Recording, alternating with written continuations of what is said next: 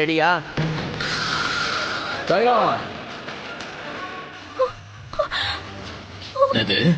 நம்ம ஆளுங்க கொஞ்சம் பேரு இங்க வந்துகிட்டு இருக்காங்க. அவங்களுக்காகத்தான் நாங்க காத்துக்கிட்டு இருக்கோம். நம்மாடுங்கடா. அவங்க உயிரே போனாலும் ஜெயிக்காம இங்க இருந்து போக மாட்டானுங்க. எனக்கு இவங்களை தெரியும். இவங்களால என்ன அப்படி பெருசா பண்ணிட முடியும்?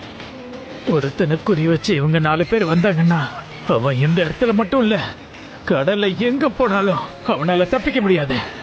அந்த 4 பேரும் விதியை புரட்டி போட வந்துகிட்டு இருக்காங்க.